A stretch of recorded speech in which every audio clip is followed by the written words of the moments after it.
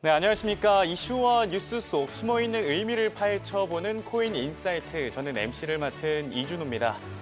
요즘 크립토 시장 분위기 솔직히 썩 좋진 않습니다. 가격은 흔들리고 투자 심리도 예전만 못하죠. 그래서 이 크립토는 끝났다. 최소한 이번 사이클은 끝난 거 아니냐는 말까지 회자되고 있는 요즘인데요. 공교롭게도 같은 시기 인공지능 산업은 완전히 다른 속도로 달리고 있습니다.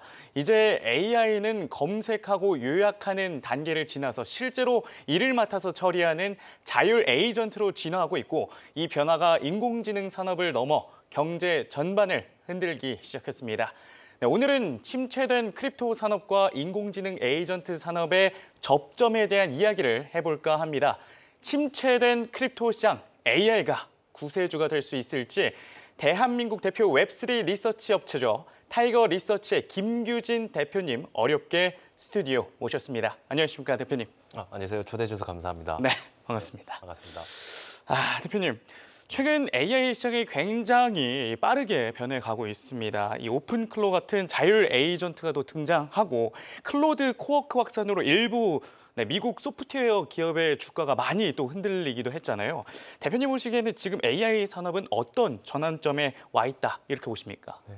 다양한 분야에서 AI를 활용하는 게 익숙해지는 이제 시점에 온 것 같은데, 네. 그럼에도 불구하고 이제까지는 대부분의 AI 활용을 내가 하는 일에 대한 정리 그리고 약간의 보좌 해주는 역할에 멈춰 있었던 것 같아요. 네. 근데 오픈클로어가 처음 출시하면서 이제는 AI가 나를 대신해서 실행까지 진행해주는 그런 에이전트의 시대로 본격적으로 시작이 된 게 아닌가, 저는 개인적으로 생각을 하고 있습니다. 더 큰 비서의 역할을 한다. 그렇죠. 비서 이전에 다른 동료 없이도 네. 정말 회사의 업무를 할 수 있을 정도의 다양한 역할을 할 수 있다고 솔직히 생각을 하고 있습니다. 오픈클로 듣기만 하면 완전 나의 맞춤형.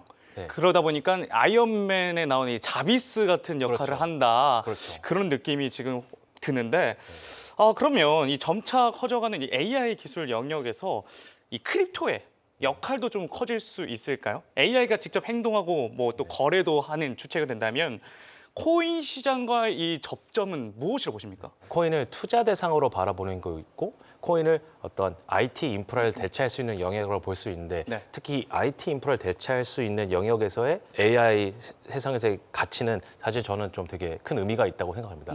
빠르면 내년 아니면 2, 3년 안에도 네. AI와 AI끼리 결제를 진행하고 서로 가치를 주고받을 수 있는 시대가 올 거라고 생각을 하거든요. 사람 개입 없이. 사람 개입 없이죠. 어. 근데 그럴 때 과연 아나운서님께서는 네. 법정 화폐를 사용할 수 있다고 생각하시나요? 법정 화폐요? 네, 그러니까 현금을 주고받는다. 네. 송금과 결제의 주체가 될 수 있는 거는 사람과 법인밖에 가능하지 않거든요. 네. 저는 AI 에이전트의 시대가 온다면 네. 경제 주체에 추가적으로 AI가 등장할 수 있다라고 생각을 하고 있습니다. 개인, 기업, AI. AI. 그렇죠. 그럼 경제 주체가 AI가 생기는 건데, 그렇죠. 여기에 크립토가 기술이 무조건 녹아 들어야 된다.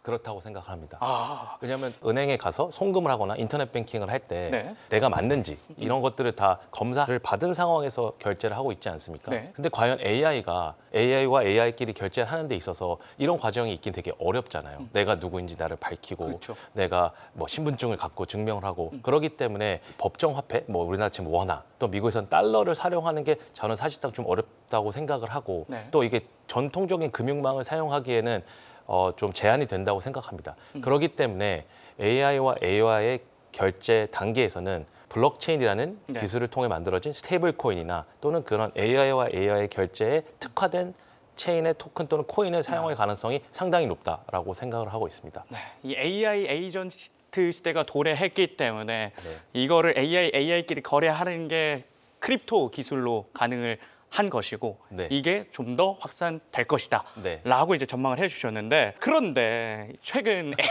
이제 가격적인 어려우시죠? 측면을 저희가 얘기를 안 할 수가 없잖아요. 네, 네. 참 AI 덕분에 다른 AI 소프트웨어 종목들을 조정받고, 네. 근데 AI 같은 경우에는 좀 더 밸류에이션을 많이 받고 있는데, 코인 시장은 조정을 받았다는 네. 게 좀 의아한 겁니다.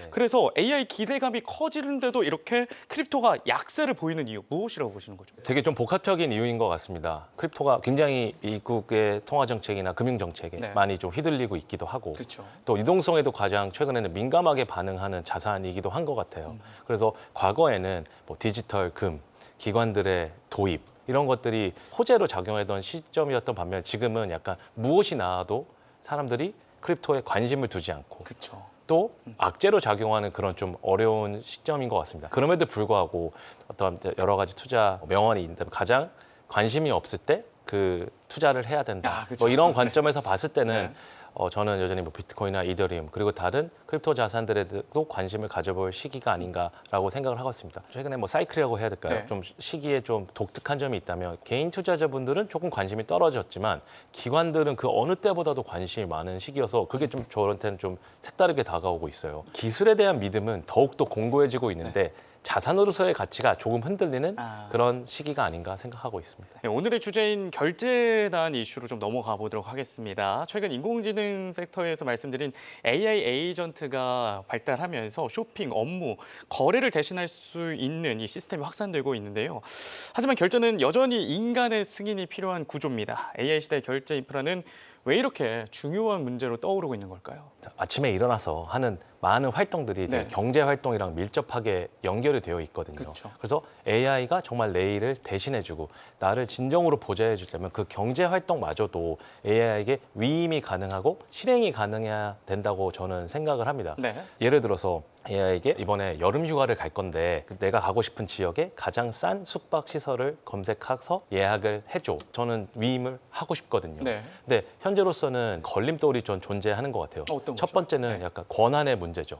나의 권한을 어디까지 AI에게 위임할 수 있는가, 그리고 이 권한을 증명할 수 있는가. 이 문제가 첫 번째 있는 것 같고요. 네. 두 번째는 AI가 찾아온 이 정보가 정말 팩트 체크가 되어 있는가. 사람이 눈으로 확인한 어떤 신뢰할 수 있는 웹사이트, 또 신뢰할 수 있는 정보를 기반해서 AI도 의사결정을 내렸는가. 네. 그 다음에 네. 실제로 책임을 어떻게 결정할 것인가. 이런 부분들이 현재 구글을 비롯해서 오픈 AI 그리고 미더리움 재단 이런 곳에서 앞다투어서 기술적, 철학적, 또 개념적 논의를 많이 하고 있는 단계라고 생각을 합니다. 네, 새로운 경제 주체인 AI가 이거를 결제하기 위해서는 권한, 진위, 책임 이 세 가지 요소를 기술적 요소로 가져가야지만 인프라를 설계할 수 네. 있다라고 좀 어려운데요. 이야기할 수 있겠는데 네, 구글의 AP2처럼 인공지능 시장 플랫폼을 꽉 잡고 있는 빅테크는 기존 결제 인프라 위에서 에이전트 결제를 좀 구현하려고는 하고 있습니다. 네. 이 방식의 강점과 한계 무엇이라고 보시죠? 2025년 9월에 이제 에이전트 페이먼트 프로토콜, 소위 이제 AP2라는 새로운 프로토콜을 이제 출시하였고 벌써 뭐 마스터카드, 아메리칸 익스프레스와 같은 카드사 그리고 뭐 페이팔 같은 결제사들하고도 파트너십을 맺고 네. 이 AP2 프로토콜을 사용시키기 위한 노력을 많이 하고 있습니다. 네. 뭐 약간 기술적인 내용인데 AP2 프로토콜의 핵심은 세 가지가 있습니다. 우선 사용자의 의도를 암호학 기술을 활용해서 진위를 이제 확인하는 절차를 거치게 됩니다. 그리고 두 번째로 사용자가 또는 구매자가 원하는 것을 이제 장바구니에 이제 담아서 사용자에게 보여주는 거죠. 네. 그리고 이게 맞으신가요? 물었을 때 그것을 결제 또는 승인할 수 있는 카트 레이어를 또 만들어 놨습니다. 네. 그리고 마지막으로는 이 카트에 담긴 것을 결제해주는 그 결제 레이어가 존재하는데요. 이렇게 세 가지 레이어를 통해서 구글은 AI 결제 프로토콜을 만들어 가고 있다고 생각을 합니다. 네. 근데 이게 장점이 있고 단점이 있는 것 같아요. 장점은 결제 사업에서는 최종 책임자가 누구인가, 이 의사결정에 문제가 생겼을 때 이 문제를 어디서 해결할 수 있나에 대해서 구글과 구글 파트너사가 책임을 진다는 모델이라고 저는 생각을 해요. 두 번째는 구글페이에 연동되어 있기 때문에 사실 스테이블 코인이나 어떤 크립토 결제에 익숙하지 않은 분들조차도 네. 구글페이는 미국에서는 제법 많이 사용되는 결제 수단이지 않습니까? 그쵸. 그래서 구글페이에 연동된다는 점은 좀 상당히 좀 장점이라고 이제 생각을 합니다. 네.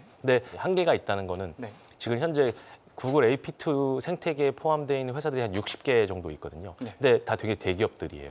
뭐 아까 말씀드린 마스터카드, 아메리칸 익스프레스, 페이팔, 뭐 세일스포스.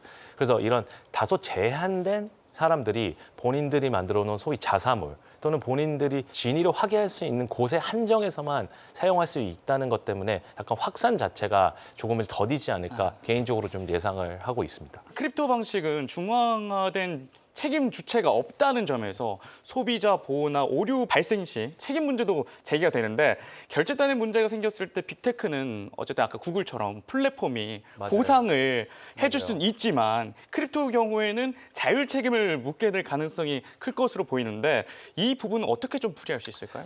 크립토 진영에서 지금 추진하고 있는 이런 방식 속에서도 이런 점들을 보완하기 위한 좀 움직임들은 여전히 존재하긴 하지만 솔직히 말해서 완전히 풀리지는 않았다고 생각을 합니다. 첫 번째는 이런 ERC-8004의 평판 시스템, AI 에이전트들의 평판을 이런 NFT의 형태로 검증할 수 있는지가 앞으로 기술이 발전하고 사용도가 올라가면서 검증돼야 될 부분이라고 이제 생각을 합니다. 또 두 번째는 에이전트와 에이전트 사이에 에스크로 같은 형식의 완충 장치를 설치하는 것도 가능성이 됐다고 생각하고요. 네. 또 최초부터 뭐 그게 빅테크의 방식을 쓰던 크립토 진영의 방식을 쓰던 엄청나게 거대한 금액을 사용하기까지는 시간이 좀 다소 걸릴 거라고 생각해요. 그래서 내가 정한 금액, 내가 좀 편안하게 생각하는 수준의 금액에서 그것이 차근차근 금액이 올라갈 거라고 또 생각을 하고 있습니다. 그렇다면 앞으로 이 소액 마이크로 결제 그리고 콘텐츠 단위 결제,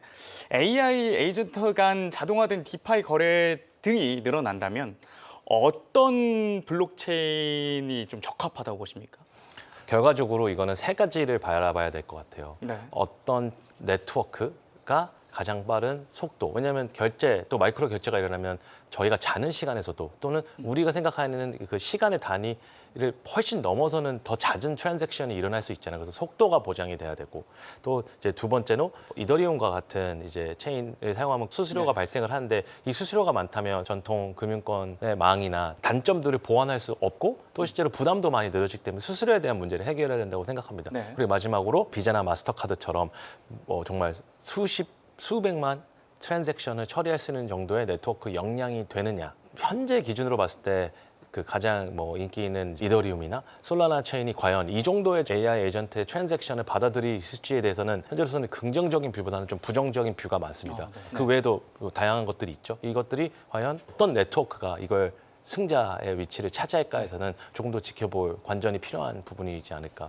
생각을 하고 있습니다. 어떤 블록체인이 선택될지는 지켜봐야 되지만 일단은 이더리움 같은 L1는 수수료가 너무 비싸다 보니까 전통 금융권과 좀 다를 게 없다. 이렇게 볼 수 있어. L2가 좀 더 가능성이 뭐 현재로서는 그런 뷰가 되게 또 많고요. 네. 근데 또 계속 L1 진영들도 새로운 업그레이드 해나가기 때문에 이제 아까 말씀드린 속도, 그리고 수수료, 네. 그리고 마지막으로 이제 안정성, 이것들을 모두 잡을 수 있는 곳이 어떨까 저도 뭐 되게 관심 있게 지켜보고 있습니다. 이 세 가지를 누가 먼저 잡느냐 저희가 그렇죠. 이거를 계속 지켜봐야 되겠네요. 네. 네, 그럼 마지막으로 AI 에이전트 시대가 본격화될 경우 이 빅테크와 크립토는 경쟁 관계가 될까요? 아니면 연결되는 구조로 수렴할까요? 대표님이 그리고 3년, 5년 후에 보는 이 미래 어떻게 보십니까? 기술을 공부한 지 뭐 15년 정도 네. 됐지만 단일 프로토콜이 되게 승자가 되는 경우는 극히 드문 것 같아요. 그래서 저는 충분히 공존할 수 있는 체계이다. 네. 그래서 구글의 AP2와 같이 빅테크 중심으로 만들어오는 체계나 시스템은 특정한 목적을 가지고 있거나 네. 어떤 큰 강자들이 모여서 만드는 체계에서는 상당히 좀 큰 유의미한 성과를 거둘 거라고 생각을 합니다. 네. 반면에 깊숙이 각 국가별로 각 지역별로 사용하는 아주 작은 이제 소단위 결제까지 과연 이런 빅테크가 다 그 윈할 수 있을지에 대해서는 조금 뭐 의심이 갖기는 해요. 반면에 네. 실제로 내가 이런 파트너십에 끼지를 못하고 이런 대형 지형에 끼지 못하는 파트너사들에게는 또는 개인에게는 충분히 사용성이 확보될 수 있다고 생각하기 때문에 이 양쪽이 다 공존하지 않을까, 또는 지역별로 좀 특화돼서 다른 생태계를 발전시키지 않을까 생각하고 있습니다. 네, 결제 구조 자체가 좀 다른 성향을 띠고 있기 네. 때문에 빅테크 진영은 빅테크 위주로, 하지만 여기에 끼지 못하는 진영은 네. 크립토 기술이 네. 접목될 수 있다. 네. 또 개인의 입장에서는 또 재밌는 이제 어떤 이제 시나리오가 가능한데 네. 내가 어떤 대형 마트를 가거나 어떤 뭐 차를 구매하거나 네. 이럴 때는 빅테크가 만들어온 어떤 프로토콜에서의 결제를 활용을 하고 네. 반면에 내가 어떤 뭐 장터에 간다, 아니면 개인 간 거래를 한다, 중고 거래를 한다. 네. 뭐 이럴 때는 오픈소스 진영, 크립토 진영에서 만들어오는 결제 프로토콜을 사용하게 되지 않을까가 저의 그냥 상상의 입니다. 네. 어쨌든 양 진영 간 이렇게 나뉘어서 갈 가능성은 있지만 그래도 결국 중요한 거는 AI 에이전트의 결제 인프라는 구축될 수밖에 없다. 이렇게 저는 그렇게 생각합니다. 정리할 수 있겠네요. 네, 좋습니다. 네, 이렇게 해서 지금까지 김규진 대표님과 함께 인공지능과 코인 시장의 접점 그리고 앞으로 전망까지 심도 깊은 이야기 나눠봤습니다. 오늘 좋은 말씀 주신 김규진 대표님 고맙습니다. 네, 정말 고맙습니다. 감사합니다. 네, 오늘 저희가 준비한 소식 여기까지입니다. 코인 인사이트는 앞으로도 투자자 여러분의 인사이트에 도움드릴 수 있도록 노력하겠습니다. 시청해주신 여러분 고맙습니다.